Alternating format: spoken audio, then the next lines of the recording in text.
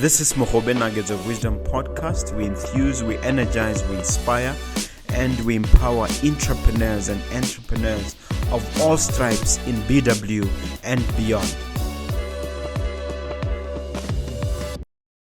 Hello, Dimelang, and welcome to Mogobe Nuggets of Wisdom podcast. I'm thrilled, excited, and highly elated as always to bring another entrepreneur, somebody who is going to impart pearls of wisdom and nuggets of wisdom to you in this entrepreneurial field.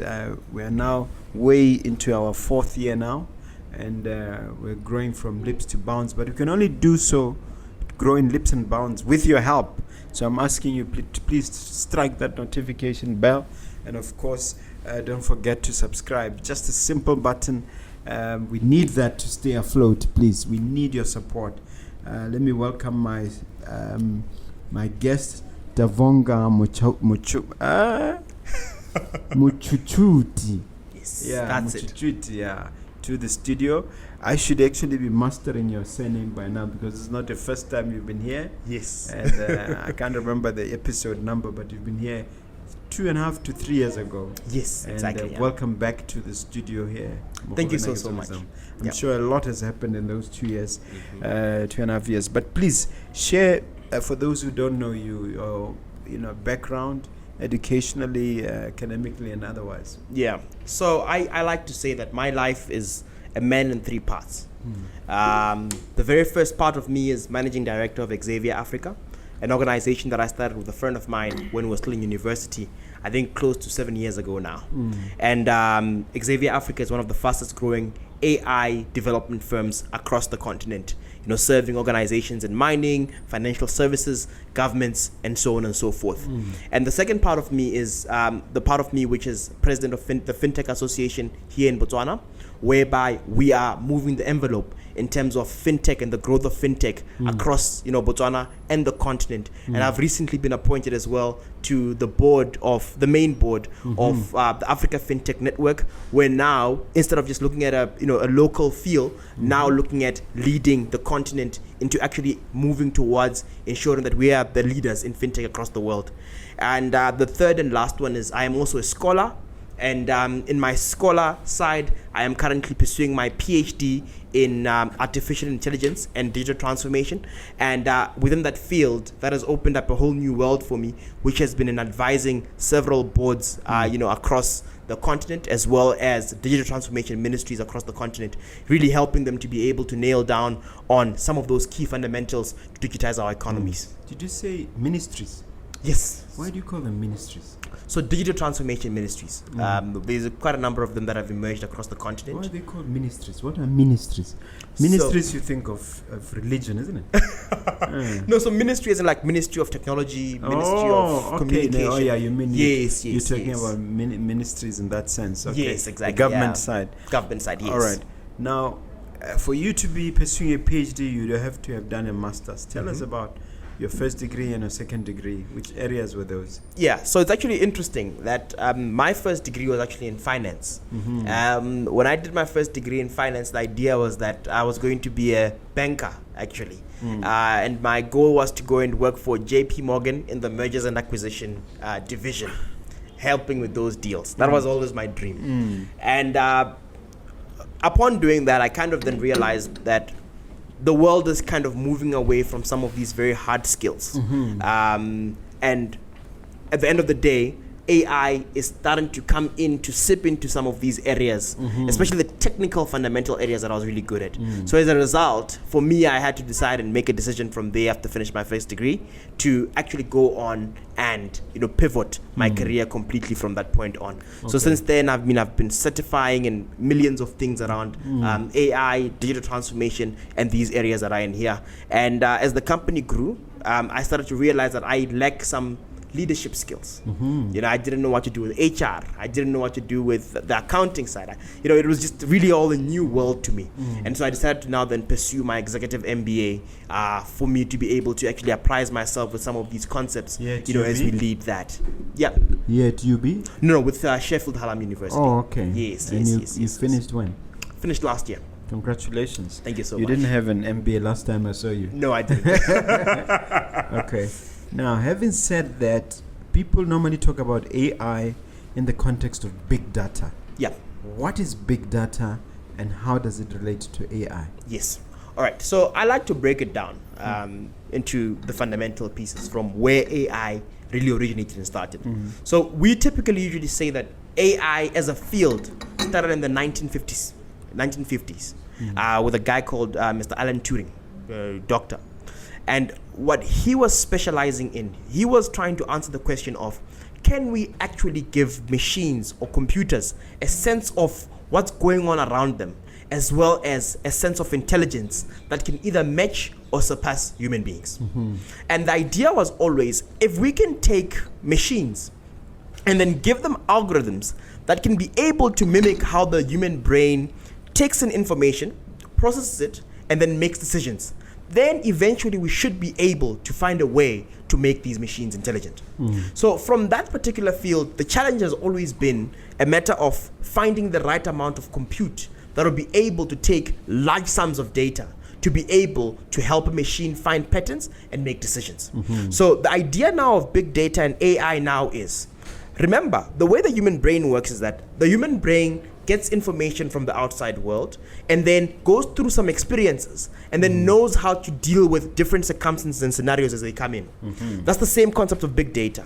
In that, big data now comes in to say, in an organization, you've been operating maybe for 20 years. In that 20 years, there are customers that you've had over the years. There's sales you've had over the years. There's financial information you've had over the years. There is taxation information that you've had over the years. So all that data, when it comes together, what we're simply doing is we're taking all that data together and then feeding it now into these machines for the machines to be able to exercise sort of the cognitive way that our brains try to understand and decipher patterns from data to be able to make decisions. So that's how those two areas are linked. Wow. This is fantastic stuff.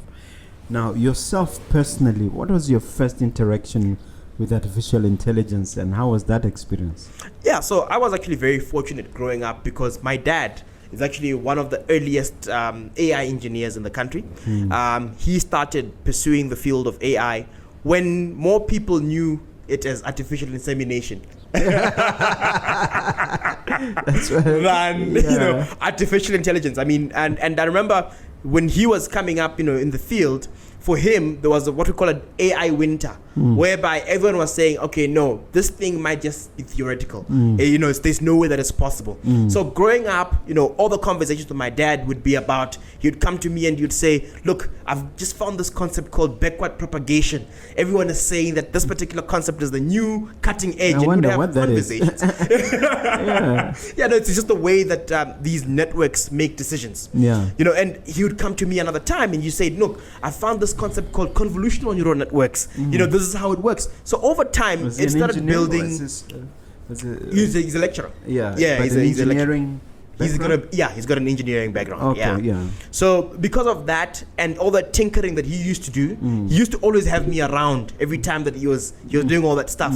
So at the back of my head, although I wanted to be in mergers and acquisitions, I always had that thing at the back of my mind to say, okay, no, this might be something I'm really interested in, and because it's heavily mathematical, especially the key concept, and when you have a statistics background, usually you will not really struggle with the AI concepts. So because of that and my affinity to statistics, for example, it was something that eventually it was bound to happen. And so that's how that was for me. What was that initial thing? Are you able to describe when you first interacted with this amorphous, undefinable thing called AI? Are you able to say, this is when I said, wow, this is different? No, I think it must be firstly with the chess games. With those online chess games, because I mean, we're playing with my friends sometimes. I'd be able to win a couple of games here and there. I didn't think I was that bad, but the first time playing against a chess simulator, it's like, how the hell does it know that I'm going to do this move and that move and the other move? So from there, obviously I didn't know that it was AI directly. But the one defining moment for me, Mr. Mogobe, was when I was doing my finance degree.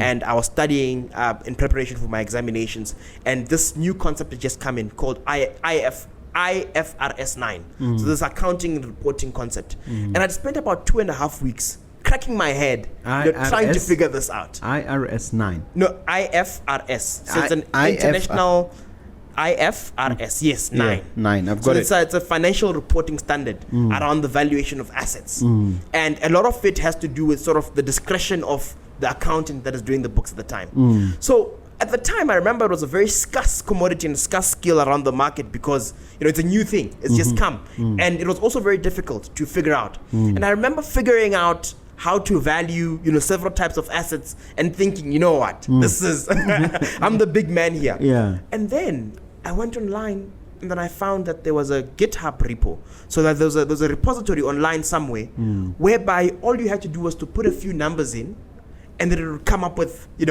exactly how you should value that asset immediately. Really? And that right there is when I realized that this particular field is where the world is going. And I've got to leave whatever I'm doing. I've got to put all my efforts here because it's going to change the way that everything is done across the world. Yeah. And indeed, at the time you were doing what? At the time, I think I was still in university. I think I was in my second year of university. Okay. Yeah. And then you did indeed jump into it? No, so at the time I just decided to finish off my first degree. Yeah. And I mean, of which I was valedictorian and best student in that area. That's good. And whilst, doing that, I was now starting to pursue several certifications now around, artificial intelligence, the basic concepts, and really starting to build myself in the area. Wow. Now, I want to understand the world of fintech. Yeah. And for you personally, how that world of fintech interacts with the world of AI. Yes. Can you just sort of lay it out for us? Right. So it's actually a very interesting one because remember my first interaction or my first love, if I can say, was in finance. That's where my first degree was. And on the other side, I then started practicing. All my practicing experience has mostly been in software development, artificial intelligence systems, and so on. And so over the years, what started to happen is that as a lot of the fintech platforms, so fintech platforms, I'm talking about your mobile monies, I'm talking about your direct debits and direct orders, I'm talking about, just the ability to be able to send money over the internet and these kinds of protocols. As they started to grow in popularity and emergence, there are new issues that started to come about.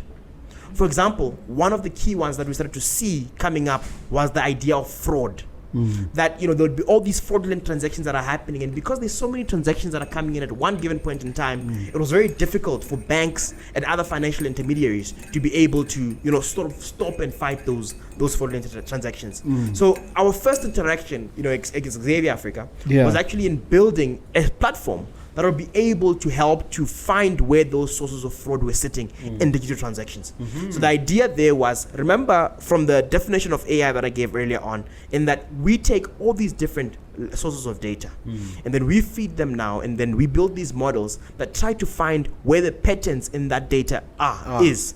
So we could basically be able to pinpoint and say, this transaction is highly likely to be a fraudulent transaction, or this transaction is, not really, going to be a fraudulent one. And then for those that were highly likely to be fraudulent transactions, we'd get them paused, and then we'd have somebody else on the other side go on to start, going on to deal with them. And the evolution now of bringing these two worlds together started to go even further than that. I mean, started to go into customer service, for example, where right now, when you talk to most fintech providers or financial service providers, one of the worst things in the world is the call center. Because the worst thing about the call center is that customers are never happy about your call center. And if you want to make customers happy, you're going to increase the number of people that are in your call center. But the challenge again is if you increase that, it becomes a cost center for your business.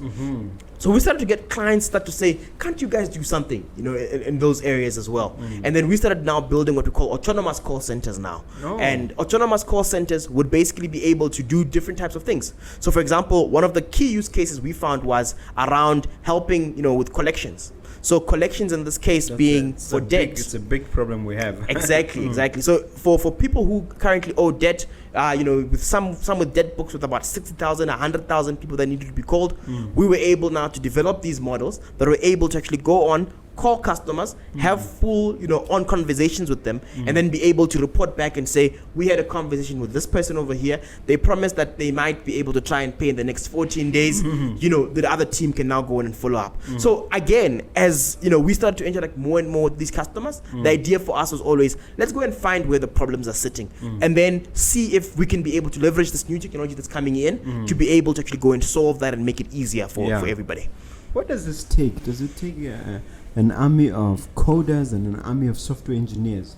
What does it take to marshal the necessary human resources to deal with this? Yeah, that's been one of the biggest challenges that we've had.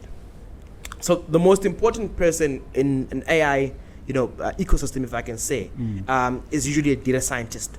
So a data scientist in this case now sort of now understands, with the data that I'm currently holding and the problem that I'm sitting with, what kind of models can I be able to build, and what kinds of models can I be able to leverage? So that's the kind of skill set that everybody's looking for at the moment. So there's data scientists, there's what we call data engineers. So these are the people who understand how to drag different sources of data to bring them together to be able to know how to be able to give the data scientist the information he needs. We need guys like AI engineers, for example, who are specializing in testing and deploying these models. So it's really an ecosystem of different types of skills that enable us to be able to build these systems. I'm having a cynical thought as you're talking to say, why can't AI create an artificial data scientist for itself?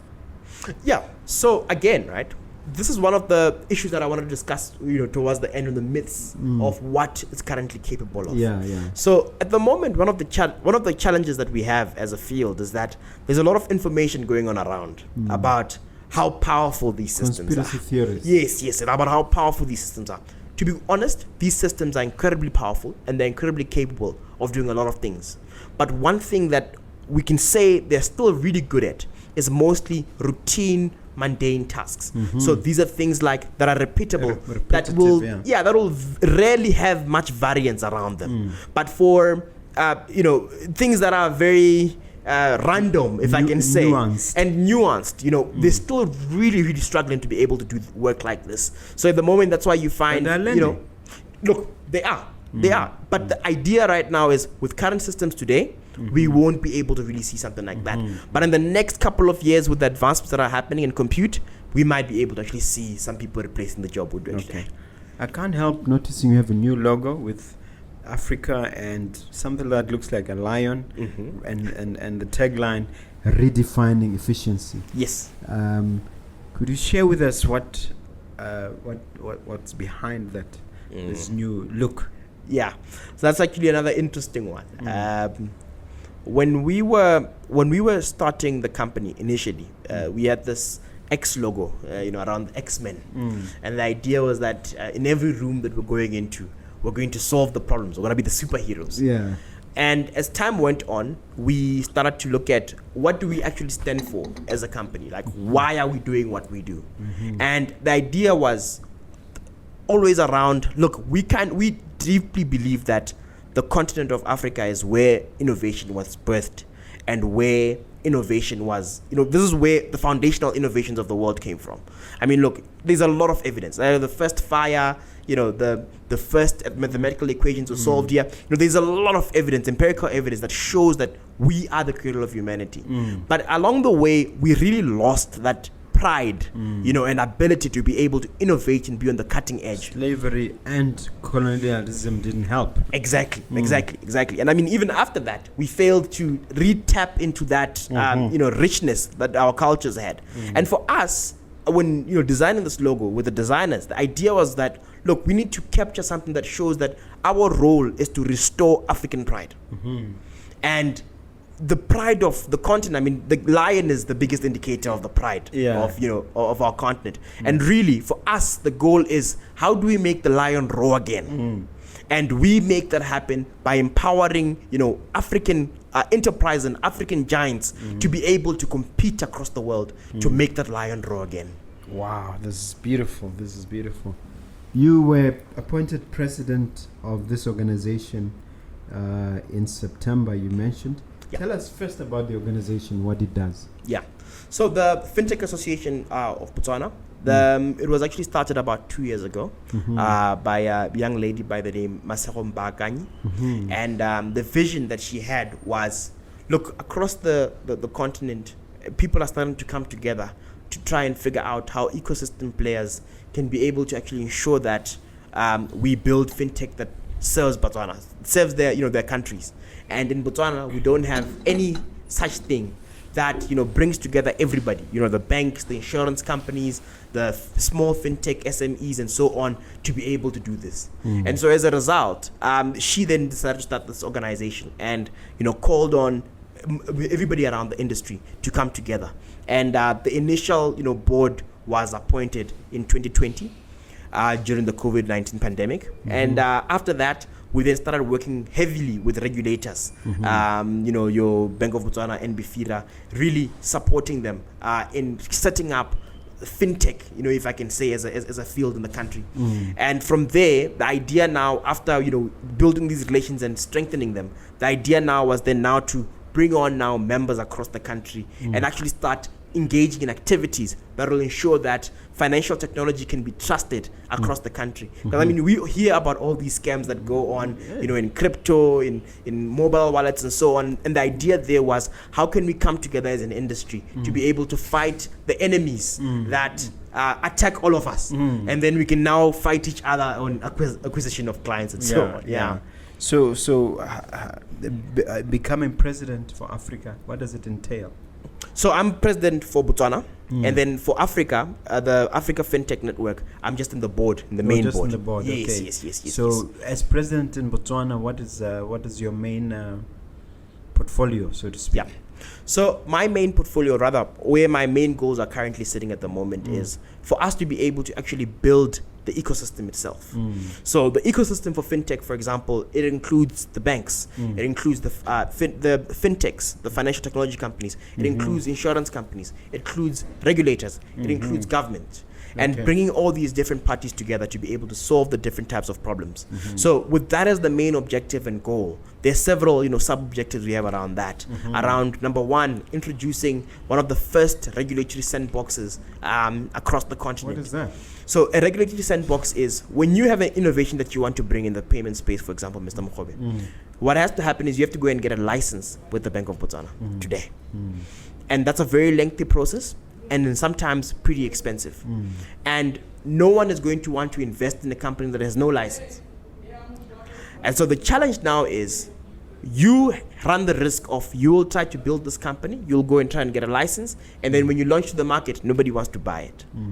So in order for us to be able to combat that, the Regulatory Sandbox project now stems to say, let's bring in together the regulators and the fintechs that are coming to start up and build their businesses, an opportunity to say, let's have this smaller sort of sandbox or playground, if I can say, whereby we can be able to test out some of these innovations in a very controlled environment, that we can be able to see where all the risks are, measure those risks, and then be able to say, are these people equipped enough to be able to manage these risks before we can have somebody go into the lengthier process? So just those are some of the key things that we're trying to do in the ecosystem there. Sounds very, very interesting.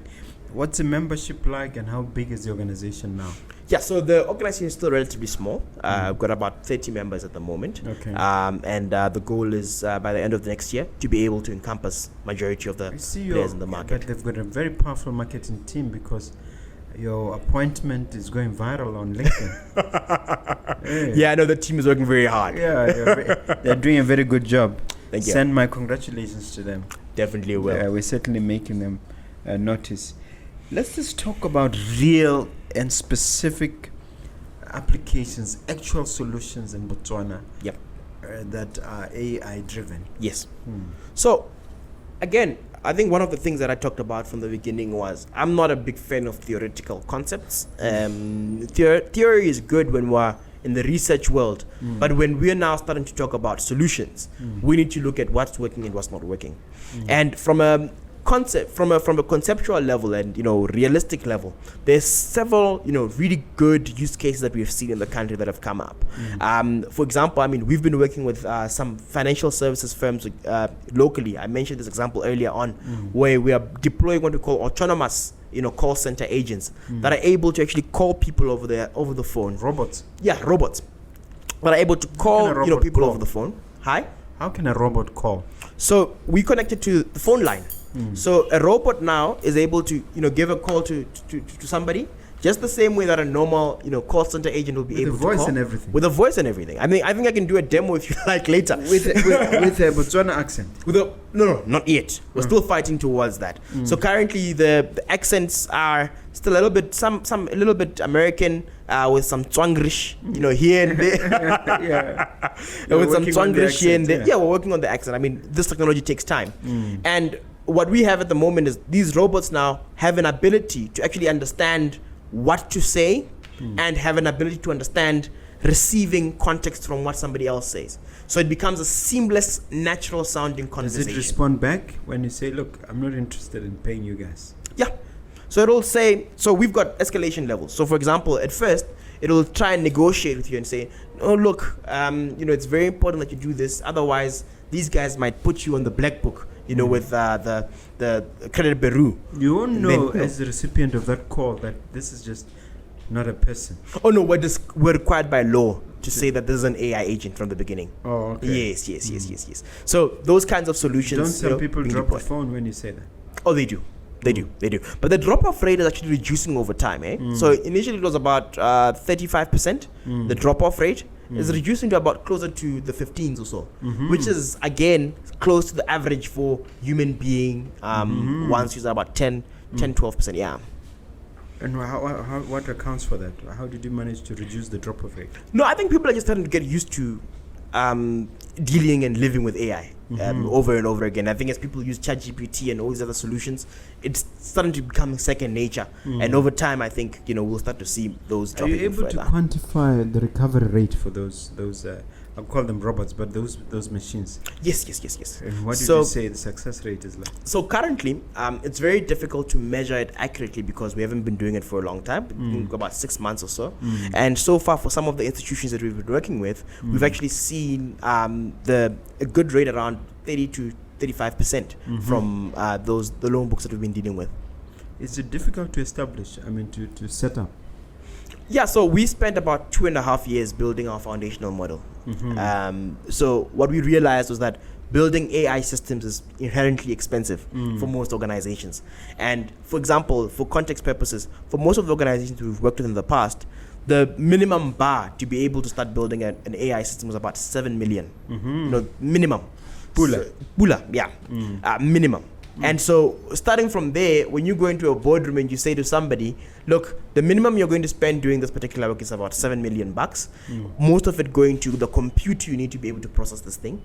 But this thing might not work. It might work, it might not work. If it works, it'll save you, a lot of money. If it doesn't work, it's a very difficult pitch to make. It's a very difficult pitch to make. So we then decided, look, why don't we build our own foundational models that are built around the nuances of the continent and the nuances of the region. And then from there, once we do that, we sort of like taking the first step, if I can say, or taking the risk on ourselves. And then we take these foundational models that we built, and then when a customer comes about, we just build on top of an existing model there. So when we build on top of that existing model, it becomes much easier to be able to build these systems and much faster. Significantly less. So you can actually have one of these systems run for you with less than 150,000. So now, because of that, it's really reduced that barrier of entry that was there for AI before. Yeah. This is very, very interesting. What other solutions are out there for Botswana? Yeah, there's quite a number. There's another one that's also called Project Anton. Yes, Project Anton, by our sister company called Anton Tech, where the idea there has been around building AI that can be able to help farmers. And you touched on this one last time you were here. Yes. At the time, I think we just started deploying those solutions. And the idea there was, how can we be able to give AI eyes to be able to see what's going on the ground and then be able to report back to us what exactly is going on there. So within that particular field and space, the idea was around, number one, can we be able to find weeds that are hiding in large fields of land? Number two, can we be able to find diseases and exactly where those diseases are sitting on specific plants around a particular piece of land? Number three, can we be able to actually take this data and then create alternative data for financial intermediaries and financial institutions for them to be able to have a better way of risk assessing a farm? So from there now, building that particular thing now has been around, okay, we take this, we put it on a drone. This drone will fly over, a large piece of land. After it flies over that large piece of land, it'll then go on, using its cameras to spot where all these areas are, and then aggregate that information together, and then give out a report to say, no, look, I'm finding that there's an instance of this type of weed that's sitting on several parts, across this particular farmland, and this poses a risk like this, to the yield of this farm. And it's been one hell of a project, actually, now that I say, yeah. Have you rolled it out to several farmers? Yes. So there's up to a couple of farms that are currently using it. Currently, though, of course, we're still developing it further. I think we've got about 4 or 5 farms or so that we're building around. I'm trying to conceptualize how it works in practical terms. Yeah. When it's machine-based, does it require human beings to assist it? How does it? No. So the way that we're doing it, right, is that we put the platform itself, right? That's on the computer. And then now we then send out drones to go and collect the footage from the whole farm. So that footage now is what then comes back. That's men. Yes, that's men driven. The drone for now is men driven. Hopefully we can make it autonomous soon.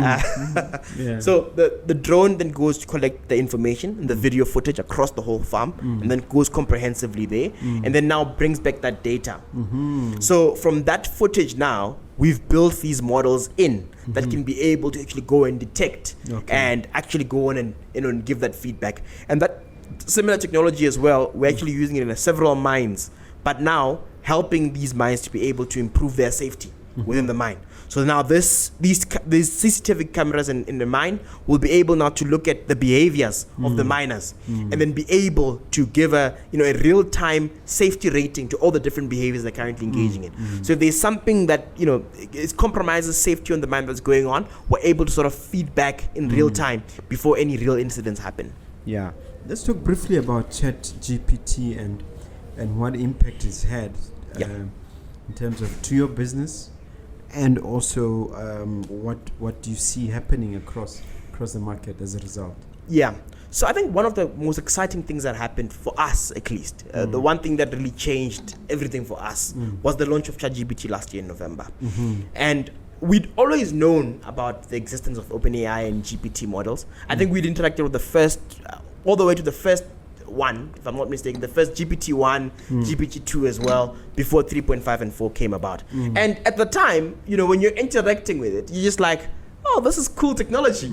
But you don't really know that this could potentially change everything and have almost everybody using it. And so for us, when ChatGPT came out, it gave everybody context of what we're doing. So for the first time, when I go into a meeting, I don't have to look for references elsewhere. I just say, have you ever used ChatGPT before? Yeah. He's like, yes, I've used it before. I can build you a ChatGPT for your business.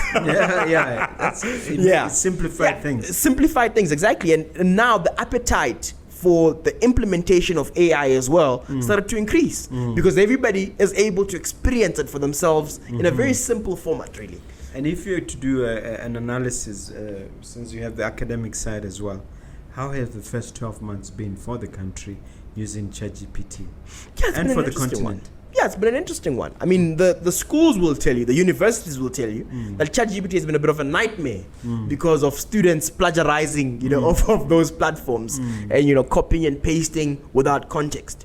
But the schools will also tell you that in some particular use cases, they've actually found it helpful. To be able to help students learn faster and do things faster.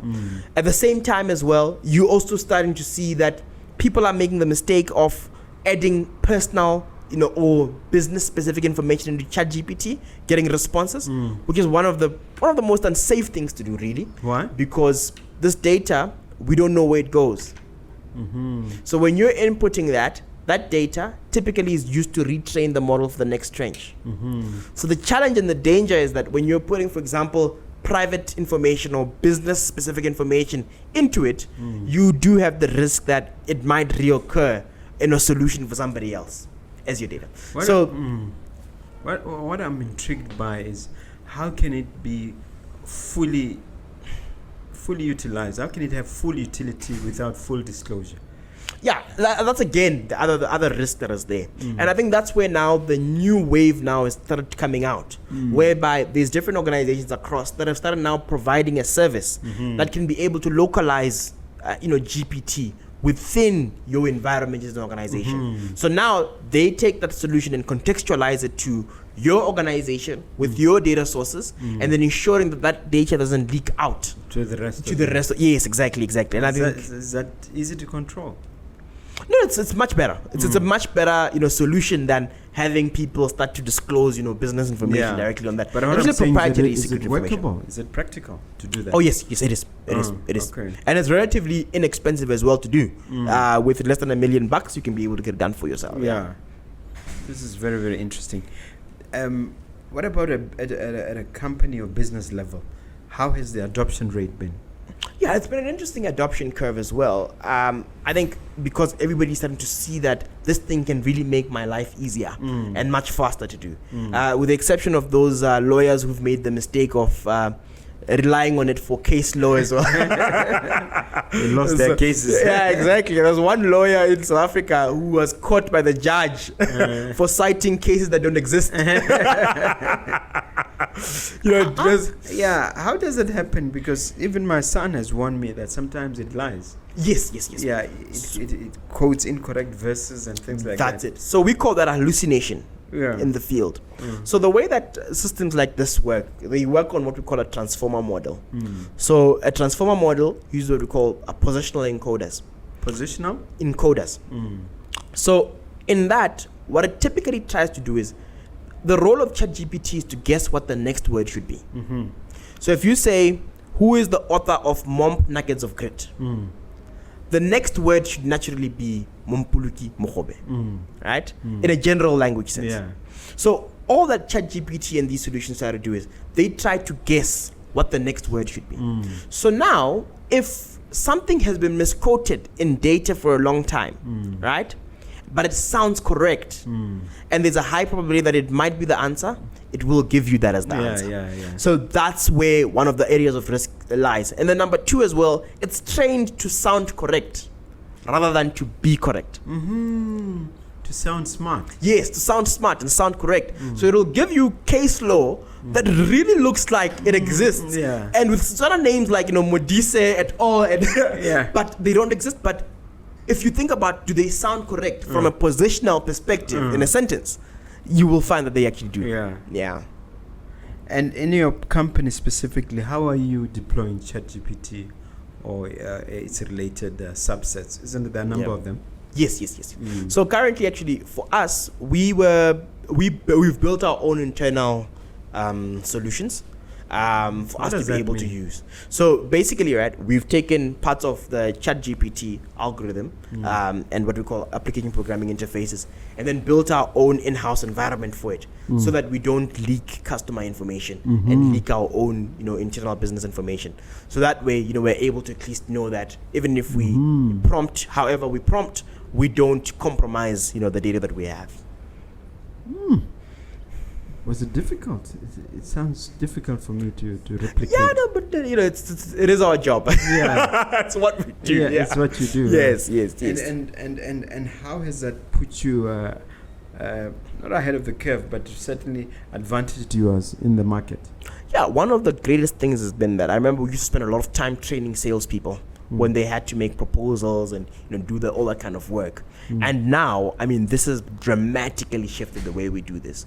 Because we have our own custom models in-house that we use, we've basically trained them on how we as Xavier do proposals. So it understands exactly how we do them. So now we can get somebody who's just naturally gifted and naturally talented, and then we deploy them in there, and they're able to quickly be able to churn out proposals. So for example, where we could be able to do 1 or 2 proposals or 1 or 2 tenders in a week, now we can do maybe about 10, 15 of them because it's just a continuous, and it understands how we do them. So it's not trying to come up with some hullabaloo from somewhere, but rather in the context of how we do things, in the voice of how we typically write.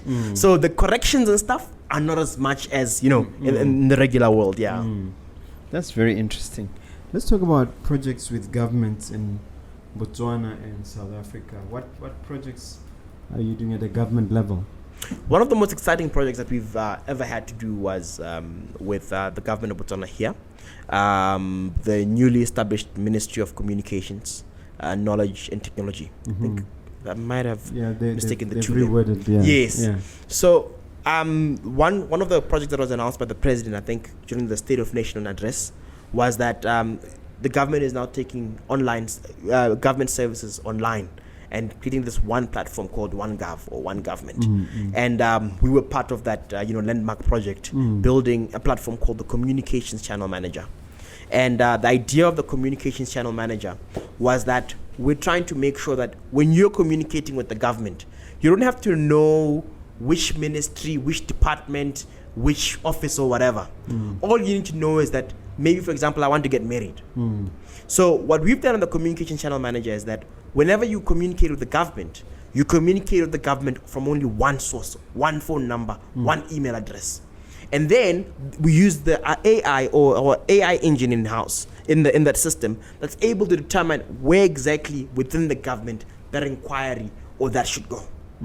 And before it even goes there, it first tries to assess whether or not it can actually automatically answer that first before escalating it. So for some questions, you'll find that it's able to just help the person immediately before having to go to any government officer.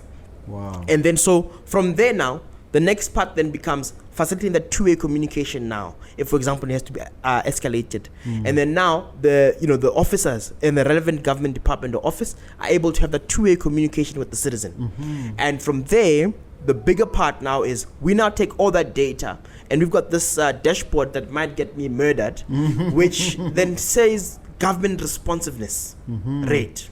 So what it does is that depending on that data there, it's able to tell how quickly government as a whole is responding to citizens, specific ministries are responding to citizens, specific departments within that division, specific offices, and all the way to specific individuals that are responsible. So now driving that accountability now to say, as a government, our goal is to change our minds and really, fundamentally become responsive to citizens. Exactly. And really now being the accountability partner to go like that. Now, this is still being at an infancy, a developmental stage, or so development is now done. Now we are now at the launch. We've tested as well across different parts around the country, and now we're at launch stage as the president launched the platform a few weeks ago. I'm sitting in Kanye and I'm thinking of applying for a license. Let's say it's a trading license. I don't want to come to Gaborone, but I want a license. What do I do? So that One Government I go platform, on my computer, phone, any device really. And now you're going to be able to apply for those services directly online. And if you have any questions about anything that you're confused by, that's where our communications channel manager now then comes in. Where you say, for example, this thing is saying that I need 3 months. This thing is saying that it needs bank statements from me. For how long should I have the bank statement for? You're able to ask now this engine of ours, and it's able to give you a response now immediately for you to be able to facilitate that faster. Are you benchmarking against any similar systems in other parts of the world, or this will be a totally indigenous product? So that One Government platform actually is a totally indigenous project. Obviously, there was some benchmarking done in several countries. But what happened is that the government of Botswana, together with some other trading partners, they came up with the architecture of how this government system would be built using what we call the microservices architecture. And by the way, this is the first of its kind. Around the world where it's being implemented in government, and it's really, really an exciting project because it's all of us are Botswana, who built that. This is exciting.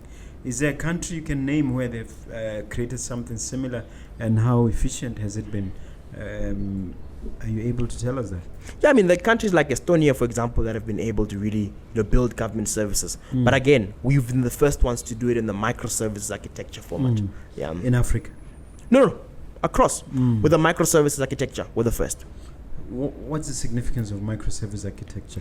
Simplified for the layperson like me. Yes. So the microservice architecture, what we're doing there is that we're taking a big system, right? And then breaking it down into smaller services. So if we say the government of Botswana as a system is there's the Ministry of Transport, Ministry of Labor, Ministry of whoever. So instead of building one big system that encompasses all those, we break it down now into smaller services and then have different people go and build those services. So we'll say, Mr. Mogobe, you go and build transport. Tavonga, you go build labor. You go build permits. You go build this. And then now we have a centralized place now where we collect all these different services now and then have citizens access them in one place, but in essence they're all different services. Yeah. What about in Msanzi? You do have some work there? Yes, we've done quite a bit of work in South Africa as well, with several... At the government level? Yes, with several departments there as well. Unfortunately for them, they haven't cleared me to be able to mention too many specifics, but a lot of what we've been doing there has been helping with safety in some of the nation-owned enterprises, specifically in electricity generation and so on. Yeah. Just out of interest, how's the competition in this field? Are you swimming in a red ocean or a blue ocean, if you know what I mean? Yeah, look, it's a relatively new field, if I can say. What we're starting to see as well is that the industry incumbents are starting to make partnerships with other firms from abroad, really, to be able to bring in that expertise, to be able to go and provide it. So really, it's although it's still very new, there is quite a bit of competition that's been coming in. But where we're currently sitting is where we're saying to an organization, we'll build you one that is bespoke, that is specific to you, that solves your problem specifically, and that's a field and area that we're really hitting and excelling in. Yeah. Botswana Innovation and Digitization Hub was established to help ignite innovation in this area.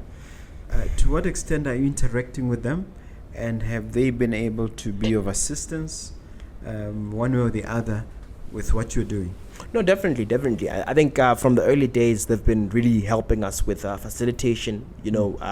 When we had no reputation that could speak for us, they spoke to different stakeholders to be able to accept and have meetings with us in the early stages of our commercialization of our business projects. They had to vet you. They really helped. Yeah, they did. They did. Yeah, so they went on to look at the technology that we're building to check if it actually works, if it's actually what it should be. They even helped us again with the quality assurance of some of those projects, helping provide resources for testing, helping us to shape those products, and as we're taking them to market, especially in the early days, I think they were a very good partner for us. Wow. And you remain in partnership now? Oh yes, we remain. We would remain. What a about member. BITC?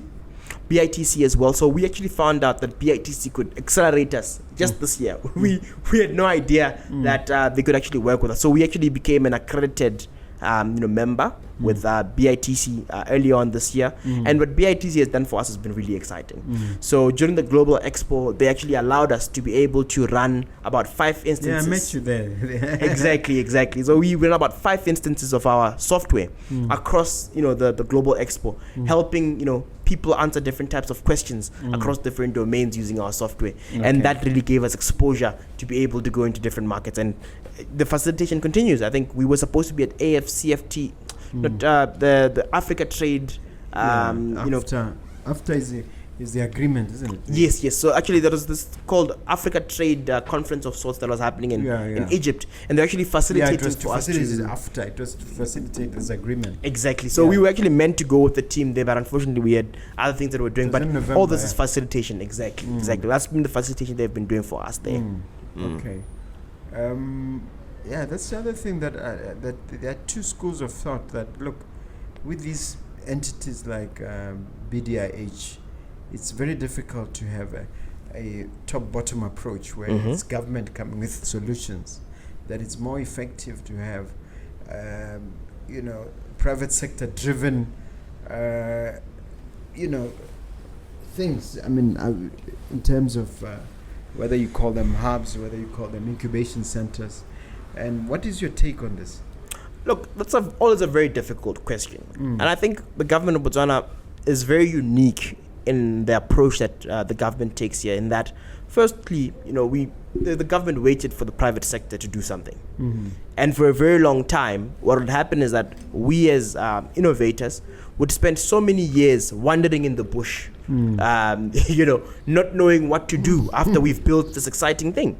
And, for example, I can't tell you how many side projects I've built over the years that are just sitting there because I didn't know how to commercialize them and take them to the next level. And so upon waiting for the private sector to do something, the private sector didn't do anything. And incubators, accelerators, these are things that have been there for, years. And the government of Botswana then understood to say, look, let's actually stand in for our people and open up this innovation hub to actually take our people in, take them through programs that will capacitate them to be able to go and build. And I think we are one of those really great stories to come out of BDIH, in that they took us by the hand, took us with the knowledge that we had, helped us to sharpen that knowledge over time, and got us to a point whereby we could actually be able to compete. In my interview with BITC and to some extent with the CEO of BDIH, he said something very fascinating. He said one of our primary objectives is to create multimillionaires and to have Botswana innovators become rich and super rich. I was quite surprised to hear a government official say that and declared as a mission. Publicly, Can I ask whether they've succeeded where Zavier Africa is concerned? No, we're still building. Yeah, no, we're still building. Making sure that we're able to have presence in as many African countries as possible. I think today we're here in Botswana. We've opened in South Africa. We recently opened Zimbabwe. We're hopefully about to go and open Nigeria, Lagos in the next few months. And the goal for us is, to be able to build a very big business. Is it fair to say currently there's a very high burn rate in terms of establishing? Yeah, pretty much. So pretty much basically everything you make, you plow back. Exactly. When are you going to be profitable? When are you going to shoot off and take off like a rocket? So actually the funny thing is that from day one, right, we've been financially profitable. Cash is a different thing. Yeah. From day one, some people won't understand the difference. Maybe you should explain. No. I mean, cash is how much you have in the bank, and then profit is a theoretical number that you have on your financial statements to say that you sold this item for $10 and it cost you $5 to make it, so you made a profit of $5. Yeah. And the two are not always the same, obviously. And so for us, the idea from the get-go was to be able to bootstrap and to be able to build solutions that would be useful to organizations everywhere that we are, and then take that money that we're making from that to be able to actually grow the company and make sure that we're able to grow as quickly as possible. And that's really been our model from day one. Okay. Are you accepting outside funding? Not at the moment. Yeah, at the moment we're to grow from within. Yeah, at the moment we're mostly on organic growth. Not prepared to part with any equity at this point. Not at the moment. Yeah, it's understandable. Time for us to debunk some myths and to bust some myths. What are the myths and the dangers of artificial intelligence? Yeah. Look, I think one of the key things that we have to always address and we have to always look at is a lot of jobs are not really under threat at the moment. Let me say today, because I don't know what's going to happen tomorrow morning. At the moment, a lot of it is really fiction, largely because where these technologies are involved, a lot of them are really, really good at tasks. So what we have generally, right, is there's two sides of AI, right? There's one what we call artificial general intelligence, or AGI. And then the other side, we've got what we call narrow AI, right? So AGI, or artificial general intelligence, right, is a concept. It's still very theoretical, where we're saying we can build this artificial intelligence that's all-knowing, all understanding, and is able to pretty much do anything. There's stuff in the movies. The other side is the more realistic side of it, where we've got what we call narrow AI. Narrow AI, for example, this autonomous call center system that we're talking about, this thing that we're talking about where we're using computer vision, for the farmers, for the mines, where it's sort of a small domain of knowledge that we take, train with loads of data to be able to understand that niche and very small part of it, and then be able to go and deploy. But a lot of jobs, right, the thing is that they need you to be able to understand multidisciplinary areas, and you cannot necessarily have only one narrow part of it. So because of that, a lot of the AI systems that we have today, they will not replace majority of the kinds of jobs that we're sitting on today. But at the same time, the people that are using this AI will certainly replace you if you're complacent. Yeah. So it's very important to understand that balance between you using this AI to be able to, 10x, 100x the kind of output that you can be able to do as an individual in the work that you're currently doing, yet also understanding that the advancement and the speed of advancement that AI is coming in is mostly replacing a lot of the repetitive and routine jobs that we're currently seeing and starting to sip into some of the cognitively advanced, kind of work bit by bit. Yeah. But where we're standing today, for a lot of jobs, it's not going to be able to fully take on, the tasks that are involved in it. Yeah. But the issue of now corrupting information and malware and possibly constituting a danger to humanity. Yes. What's your take there? No, there is a couple of issues that are there, and there is a couple of dangers, in fact. I think one of the things that I'm notorious for in the past was not really looking at the field of AI safety as a fad, initially, at least for me. Because I was like, look, if we build these systems using data that we know, then we can be able to make sure that we keep them safe. Until one day I found somebody using something that we use with all the good intents in the world to replicate the voice of a child. And then use what we call deep fakes to be able to replicate the facial movements of that child. And then integrate the facial movements to the voice and then hold the parent ransom to say we've kidnapped your kid. It actually happened. And, it actually happened. It was a case study that I read about. Initially then I said, no, but this can't be and then I saw video evidence to say this actually, looks like that kid. And all that person did is they took snaps of that kid over time that were online on social media, stitched them together, and then used an AI model that was used to convert images to video, and then stitched them together, and then took voice recognition from past videos of this kid speaking on the internet, and then quickly appended to that. And by the way, this is technology that is available to all of us across the world. And that really just changed my view on AI safety and to say, look, we've got to optimize for safety before it's too late. Because before you know it, you'll have... The child had not been kidnapped. The child had not been kidnapped, yeah. The child was just at school. Yeah. The parents sent the money. Because you're the parent. Yeah, you're terrified. You don't want anything bad to happen to your kid.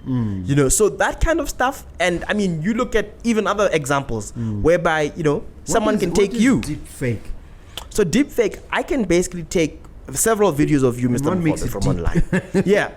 Deep. Okay, so the idea is I can take images and past videos of you, Mr. Mogobe, and then basically, remember big data and AI that we talked about earlier on, that it sees patterns. And then I see patterns in the way that you speak, in the way that you interact. And then I know that Mr. Mogobe, every now and then, he'll nod his head, or he'll put his hand down like this, or he'll do this, or his eyes will twitch every 5-6 seconds. So the AI can figure all that out. So now deepfake now comes in whereby I'm able to make a video that it looks exactly like you, that talks like you, and then be able to feed it a message. And then it can make a video go online. And dresses like me. And dresses, exactly. And dresses. So basically, when we look at that video, and then we look at a video of you that's real, we can barely be able to tell the difference. That's where that deep fake is. So the depth now is in that it's deeply fake. Yeah, exactly. So it's called deep fake. Deep fake, exactly. And are there instances where has this been used for nefarious purposes? Yeah, that's that example that I was telling you earlier. Yeah, I mean, there's some guys who, especially during the wars that are happening in Ukraine and Russia, the way guys are creating videos to spread fake news. About what a particular leader said, about what this. So this kind of stuff, flooding the internet and social media being so broad, it's getting pretty dangerous. Yeah, because I've seen videos of people claiming that Putin is very, very ill and walks in a funny way. Yes, exactly. Exactly. Yeah. So those are some of those examples of that deep fake that we're talking about. And it's one of those big dangers of this area of AI that we need to actually start really working on fixing very quickly. And I mean, we're starting to see industry leaders. So industry leaders are starting to actually now put in place actions. So for example, one of the things that Google put in place now was you can no longer use their models to replicate a real human being. It's against the usage rules. Yes. So now you're no longer able to do that. Earlier on, you could do that with several, platforms. Google only or all the rest? No, I think everybody is now starting to adopt these standards. So the standards that have been put now for safe use of these kinds of systems. So for example, now when you're training some of these models, it's now virtually impossible to train it on certain types of data that can be able to be harmful to society. So a lot of this now is starting to be dealt with, one by one. In a sense. What does Elon Musk know that we don't, when he says quite openly and repeatedly, he says, don't worry about nukes. AI is a real danger. Nukes are like a Sunday picnic by comparison. What does he mean? Because I've never really understood what he meant, and he's by never that. really broken it down. So he just put the fear of God in our hearts without helping us understand. Yeah. So I think I do understand, right? In that, so let me paint a mental picture to you. Say, for example, that I'm this benevolent dictator guy that wants to occupy a particular land or wants to kill people at a high rate. Maybe Adolf. What I will do is, if I'm going to use AI to be able to do this, I'm going to employ several strategies. Number one, I can start with a couple of deep fakes, whereby I can be able to generate videos that are saying to my people that the opposition wants to kill you all and they want to destroy you all. Have members of the opposition saying that? Yes, members of the opposition saying that. So for example, I want to come and attack your land, right? I will start to create videos that look like you, and then distribute it to my people, saying that this guy is saying he wants to kill you all. So let's all go and attack them. We start there. Number two, using what we call computer vision.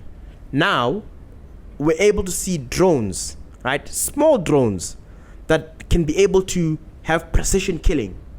So this drone is told that Mr. Mogobe's face looks like this. You fly, exactly. You fly, go and find Mr. Mogobe, and then you shoot him in the head the moment you see him. We're starting to see applications like that. There is, for example, again, applications around but AI. is it capable of doing the level of destruction that nukes can do? I mean, the way Elon Musk defines it. Yes, if not even more. Because imagine, like I said, with these deep fakes alone, the level of misinformation that you can be able to spread at a very large, scale. So if I'm gonna be able to go and now mislead all these people that I currently have, I can be able to even come and mislead some of the people on your side about what you said. You can even replicate the evidence of where the opposition has started destroying. There we go. You can be able. So really, just alone on misinformation, before we even go to precision killing tools, before we even go to any of the other things over there, just with just the deep fakes and misinformation you can spread with AI. I mean, we've seen what those WhatsApp forwards have done, especially during COVID. But now imagine this with someone who looks like you, Mr. Mogobe, saying to the people, we need to go and occupy the land. We need to go and kill them. These are realistic things. Well, what are the good guys like you doing to counter this? So there's a lot of work there. What are you doing? Yeah. What is your industry doing? So the biggest thing right now in the industry is around, number one, mitigating bias of these AI systems. I think that has been one of the biggest problems in that. For example, there's not enough data about black people to be able to train some of these models. So a lot of it now has been us building those data sets to be able to do that. Like negative racist perceptions. Exactly. I mean, there was a You're big bank. sanitizing them. Yes, there was a big bank that was actually accused some time ago of giving black people predatory loans using AI, because the AI would find that the main denominator between the black people is that they don't pay. Or because all it does it, because remember, all it's about patterns. So it would find that now and then start giving black people a higher interest rate than the white people. And it happened in South Africa. Again, exactly. And then in that kind of case, right, that's a blatant matter of bias in those models. So really mitigating that bias, number one. Number two, also really helping to put together standards that will enable us to be able to make sure that no one can be able to use this kind of technology for harm in any way possible. Obviously, bad actors are going to be there, but the idea is for us to be able to do as much as we can to stop them from being able to do that. Yeah, this is very interesting. Now, you talked about the use of these technologies in mining. Yeah. And I never quite grasped how you use them in mining. Are you able to just quickly go over that? Yeah. So one of the key use cases in mining at the moment has been mostly in helping to improve safety underground. So the idea there has been a lot of incidents usually typically happen because of a human lapse in judgment, and generally everything that happens is a pattern. So we're able to use the footage from the CCTV cameras that are there, that are underground, and then able to see the different actions that are happening down there. And if there's a pattern that shows that an incident might be about to happen next, we're able to report it directly to the control room immediately and able to immediately stop it. And same kinds of systems are being used even in the big trucks that are on the mine. And in those big trucks, we're using it now to monitor fatigue. So if a driver, for example, is slouching, they keep on yawning, those kinds of behaviors, the AI system are able to detect that, flag it, and then send it to the control room. Where in the control room now, they're able to try and use human judgment now to say, is this guy really actually falling asleep? And then if they are really falling asleep or they're not concentrating, then they're able to now tell somebody on the ground to say, hey, go and stop that guy so that we can keep it safe. So a lot of it for us now has been mostly in safety. Is it getting to a point where it becomes a requirement for every mine to install such? I think eventually we're moving there. And obviously, with the way that the world moves, there's always the guys who are first movers who are brave enough to, go and take the kind of technology on. And those are our best friends at the moment. But I would imagine Botswana being the biggest employer in that field is really pushing for this. Yeah. Organizations like Botswana are actually really pushing around that. Yeah. You're working with them on some of these things. Oh, you're not at liberty to say. Okay, I see where this is. Now, I want you to paint a little bit of a picture on the future, in terms of future outlook. If you had your crystal ball, what are we looking at? I want you to have two categories of answers. One relating specifically to AI, and then the other relating to fintech. Yeah, if you don't mind. Okay, so I think I'll start with even a 20-year outlook. With AI. One of the things that I think we need to understand is that what AI is going to do over the next 20 years is going to fundamentally change the way that we live our lives. It's going to change the way we work. It's going to change the way we live. It's going to change the way we do everything. And the biggest thing is that what I foresee today is that our health systems, for example, in Africa that have been known to be weak, once we adopt this AI technology, we're going to see a dramatic drop in, unfound deaths. We're going to find our education systems dramatically improve over time because now we've personalized learning for each and every single child. And depending on the learning style of that child, that AI will adopt and adapt to those individual children. We're going to see, our roads becoming safer because there'll be autonomous vehicles that are able, to move us from point A to point B without compromising our safety, with drunk driving and so on. What we're going to be able to see as a continent is a world and a continent whereby we are all empowered to be able to do 10 times, if not 100 times of what our output could be. But at the same time, there is that emerging, tingling fear or a tingling, part of us that we need to understand that there is a possibility that the jobs that we take as jobs today, the jobs that we know as our occupations today, might fundamentally change in the next couple of years. And a lot of it has to be, as an individual, you have to understand that this is part of the evolution that happens in the world. When the third industrial revolution was going on, there were people who were responsible for pulling elevators up and down. But that was automated at some point, and those people had to reskill and go somewhere else. And a lot of what needs to happen today is we all need to find ourselves asking ourselves, how can this technology change the way that our work is going to look like in the future? And what can we be able to do to be able to make sure that we're relevant at the time? Wow. On the other side, with fintech, I think for me, I've always said my vision has always been simple. I want my grandmother Chingeto, who is in a village in Zimbabwe called Bohera, to be able to access all the financial services that can change her life the same way that we've been in the cities. I want her to be able to open up her phone and be able to not only receive money from the family members that are there and be able to access it, but I want her to be able to get a loan for her small business if she needs it. I want her to be able to save money for a better future for her grandchildren. I want her to be able to actually go and transact and buy equities and bonds through financial markets, through her phone, right there from where she is in Boera.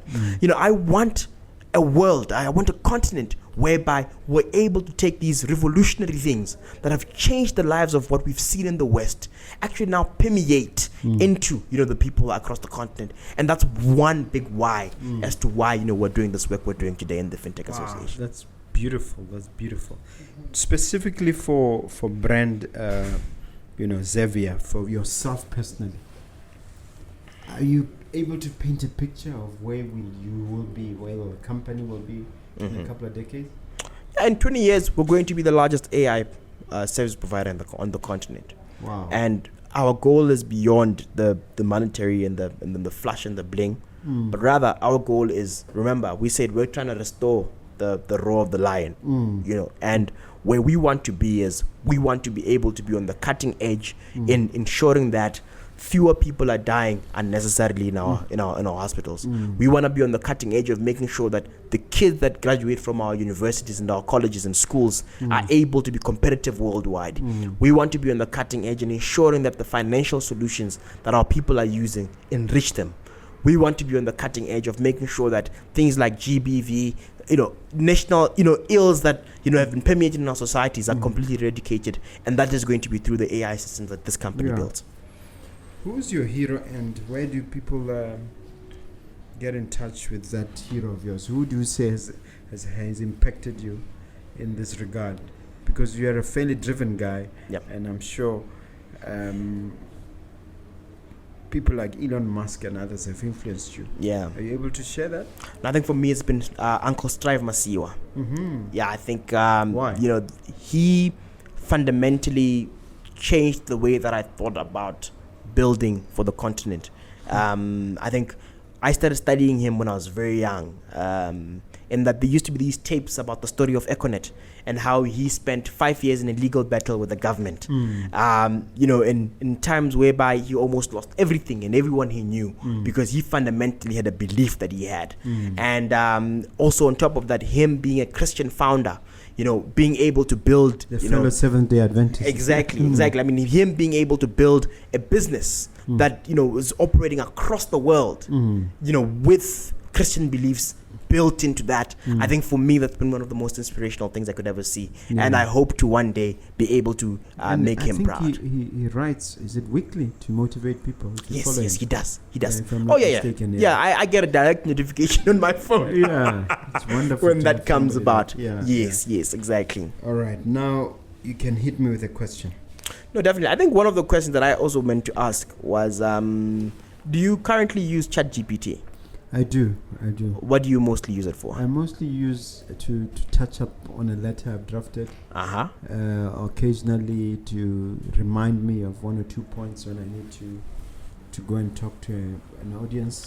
Just to make sure I don't leave anything out. Yes. And then those are just basic uses.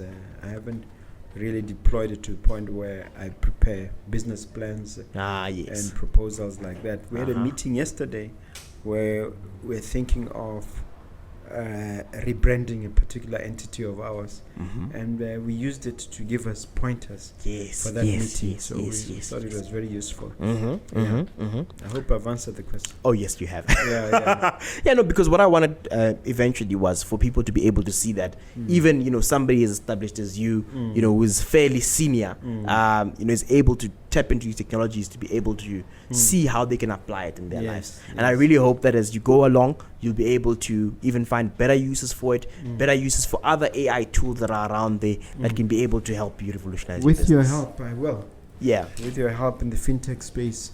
And now since I'm now following after you became first Mr. President, and then you are now a member of the African board of the fintech organization. So thanks on that. Definitely. Now look at that camera, sir, and leave the viewer with something uplifting, a highly motivational message for the viewer's benefit. Yeah. I think one of the most important things that I've had to learn over my very short lifetime is that one of the biggest enemies we have is the limitations that we place on ourselves and what we're able to do. And a lot of it, believe it or not, is self-imposed. A lot of it, believe it or not, is not real. I fundamentally believe that if you put your head to anything, you can be able to actually really drive yourself to be able to accomplish it. We've seen it happening in the practice that we've been building over the last couple of years. And we believe that it's going to take us to a place where we'll be the largest, AI company in the continent. And if you can be able to tap into that glory and tap into that faith and tap into that hard work, I believe that you will be able to build, manifest, and actually see come to pass whatever dream it is that you harbor. Thank you. All right. They need all your contacts, including on social media. Yes. Please share them. So my contact is Tavonga Muchuchuti. So that's Tavonga Muchuchuti, Muchuchuti. I am pretty reachable on pretty much all the social media networks. That's your LinkedIn, your Facebook, your Twitter, Instagram, and so on. I might take a bit of time to respond, but I will always respond. Okay. Do you have a WhatsApp line or a landline? Yes, so I've got a WhatsApp line as well. That's +267 76 779 112. Again, I might take a bit of time to respond sometimes, but eventually I respond. Okay, no landline. Yeah, no deadline. Okay. Yeah. All right. Thank you very much. You've been a wonderful Thank you, sir. guest. Cheers. Perfect.